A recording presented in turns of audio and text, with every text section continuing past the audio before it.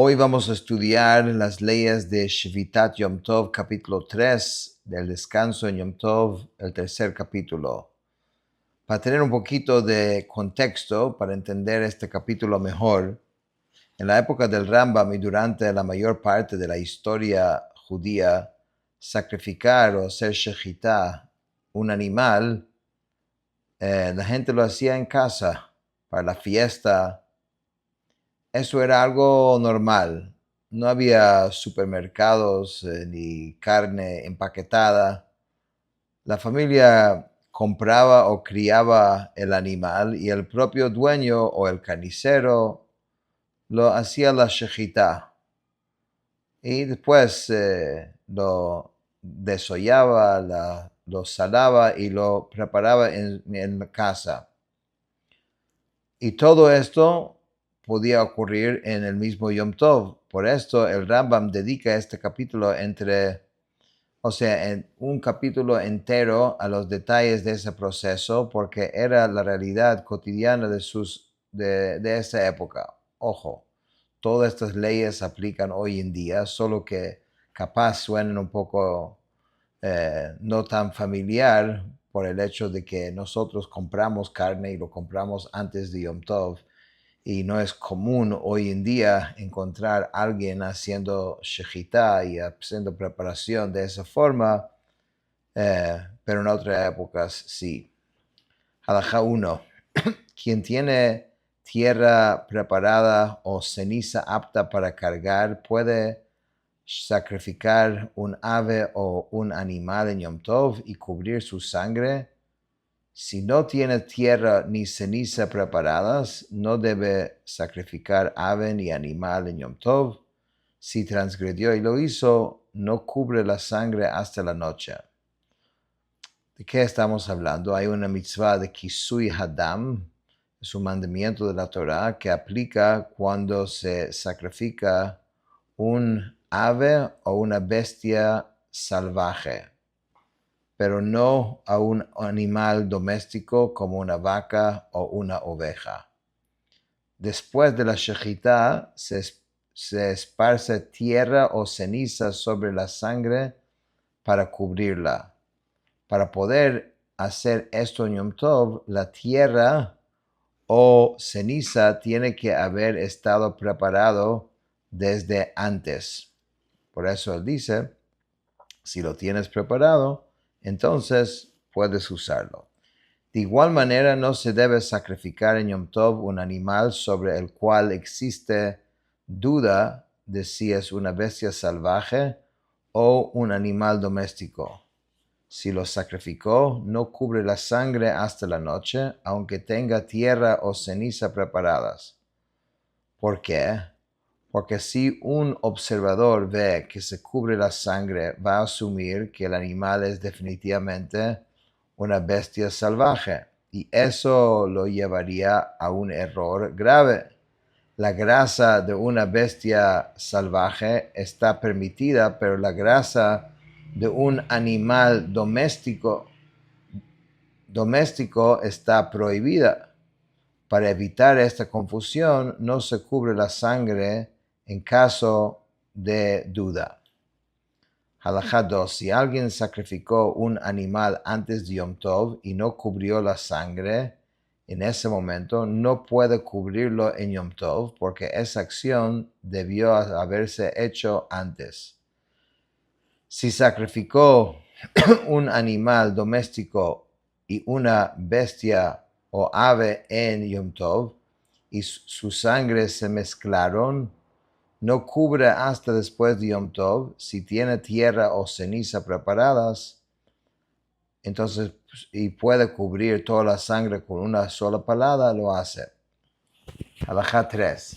Quien sacrifica, la palabra sacrificar no es mi palabra favorita, lo estamos usando en ausencia de una mejor palabra.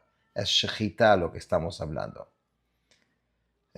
Quien sacrifica un animal en Yom Tov puede arrancar con la mano la lana del lugar donde va a cortar el cuello, siempre que no la quite del animal, sino que la deje enredada con el resto de la lana.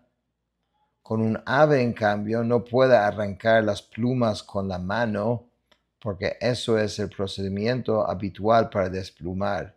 Y realizarlo en Yom Tov sería como realizar una melajá prohibida. Entonces, para poder sacrificar limpiamente hay que despejar el lugar del corte. Con animales de lana, apartar la lana con la mano es aceptable porque no es la forma normal y habitual de esquilar. Con aves, arrancar plumas con la mano sí es la forma habitual de desplumarlas. Y eso lo convierte en una melajá prohibida. Halajá 4. Quien desolla el cuero de un animal en Yom Tov no debe salarlo. Porque después de sacrificar un animal se separaba el cuero de la carne. El cuero tenía un valor propio. Se usaba para hacer ropa, sandalias, recipientes.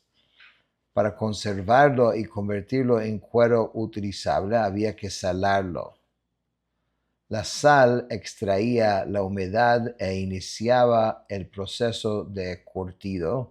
Entonces el Rambam dice, eso está prohibido en Yom Tov, porque curtir cuero es una labor prohibida que no tiene nada que ver con preparar comida. Puede, sin embargo, dice el Rambam, depositarlo en un lugar donde la gente lo pise para que no se eche a perder. Esta concesión fue otorgada únicamente para que la persona no se abstenga de sacrificar el animal en Yom Tov.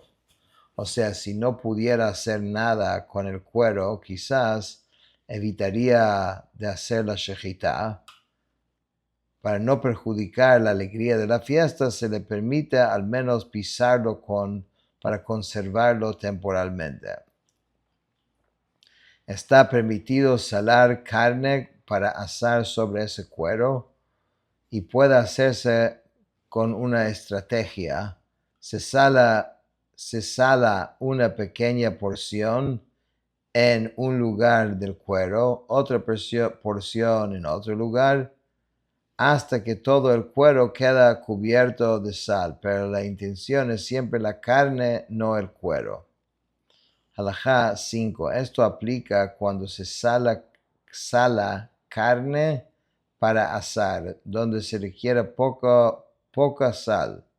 Si es sala para cocina, donde se requiere mucha sal, está prohibido salarla sobre el cuero, porque tanta sal termina curtiendo el cuero también. Y eso es una labor prohibida.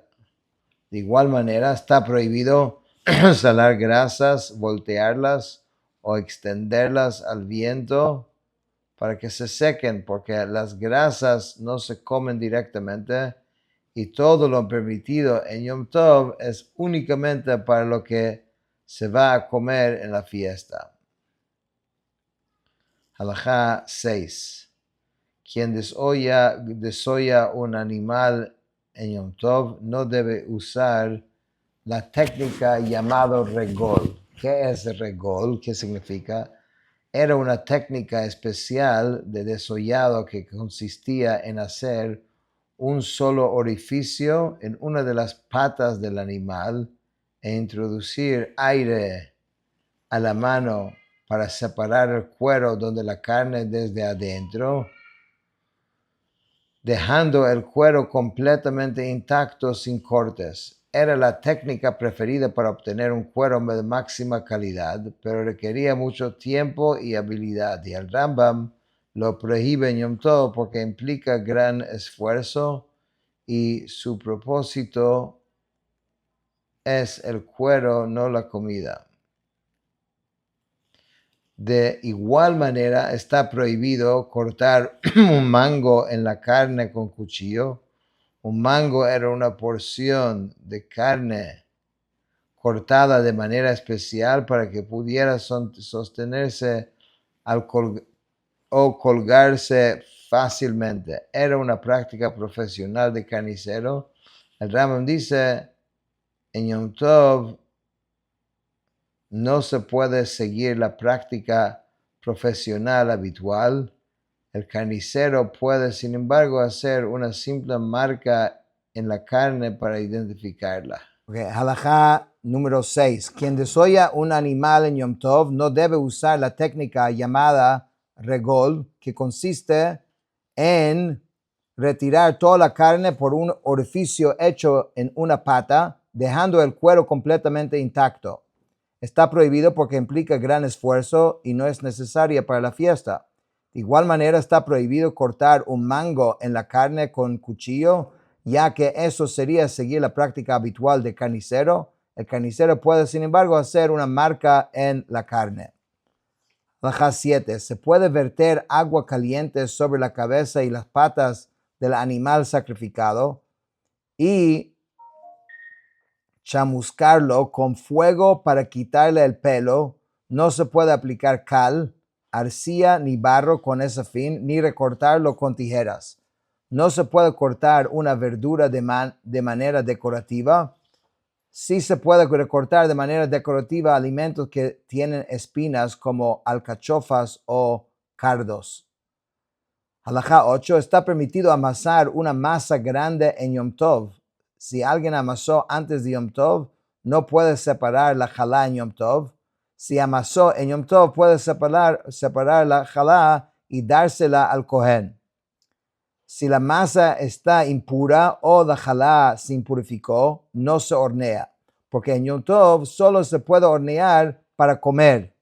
Y esta jalá debe quemarse, porque eso es lo que se hace con la jalá. Se agarra una porción y se quema. Y no se quema comida sagrada e impura en Yom Tov, porque quemar es una labor prohibida no relacionada con la preparación de alimentos. Y el cumplimiento de un mandamiento positivo no anula el cumplimiento de un mandamiento positivo y uno negativo juntos.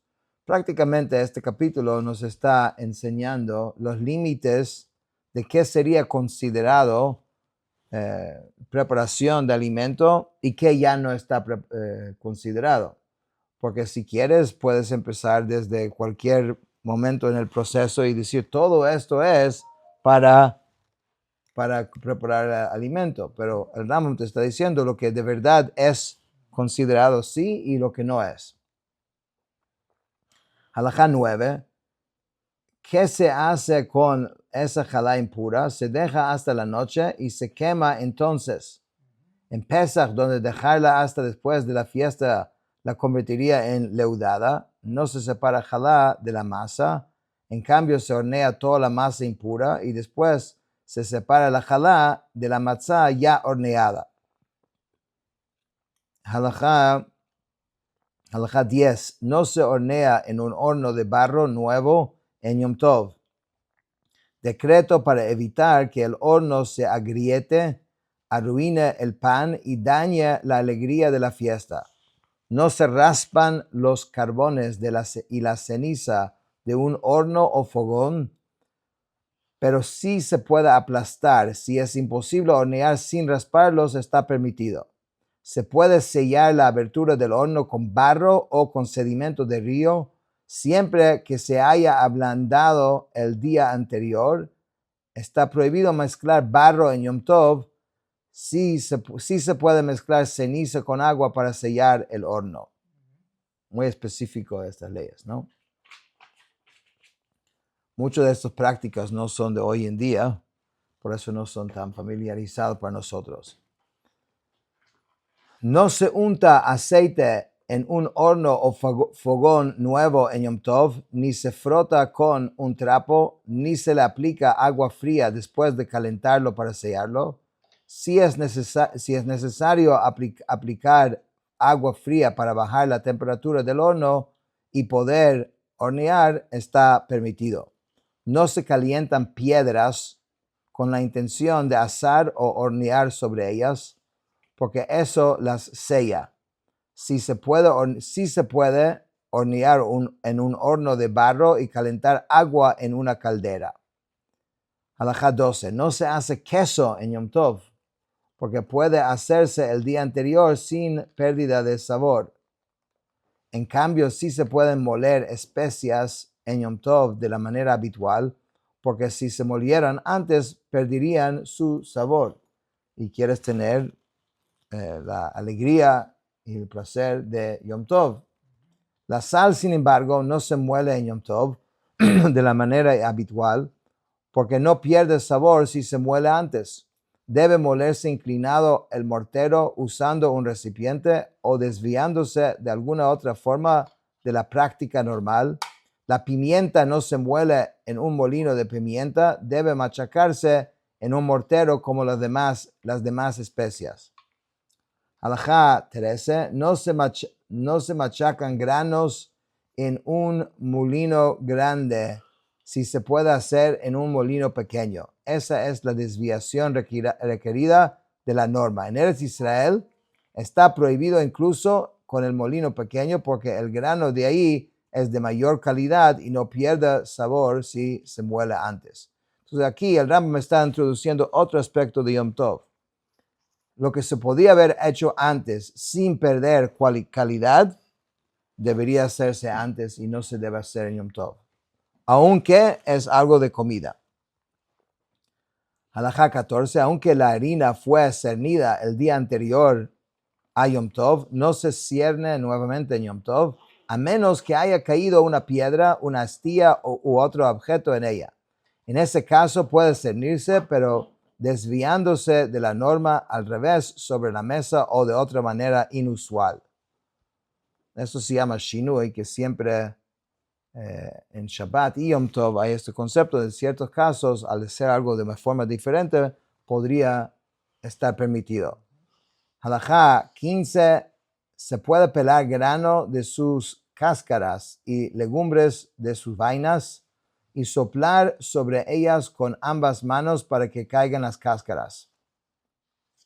Se puede usar una bandeja o un recipiente con compartimientos, pero no un sedazo ni un colador. De igual manera, quien separa las vainas de las legumbres puede hacerlo de manera habitual en el regazo o en una olla, pero no con colador, tableta ni sedazo. Halajá 16. ¿Cuándo aplica esto? Cuando hay más alimento que desperdicio. Si hay más desperdicio que alimento, se separa el alimento y se deja el desperdicio. Si resulta más difícil separar el desperdicio del alimento que al revés, se separa el alimento del desperdicio aunque haya más alimento que desperdicio. Última halajá de hoy, halajá 17. No se filtra mostaza con un filtro designado para eso, porque parece que está realizando la labor prohibida de seleccionar, borer.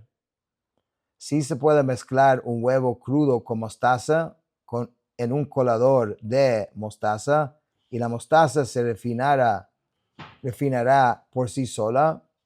Si ya había un filtro colgado sobre un recipiente antes de Yom Tov, se puede filtrar vino a través de él en Yom Tov.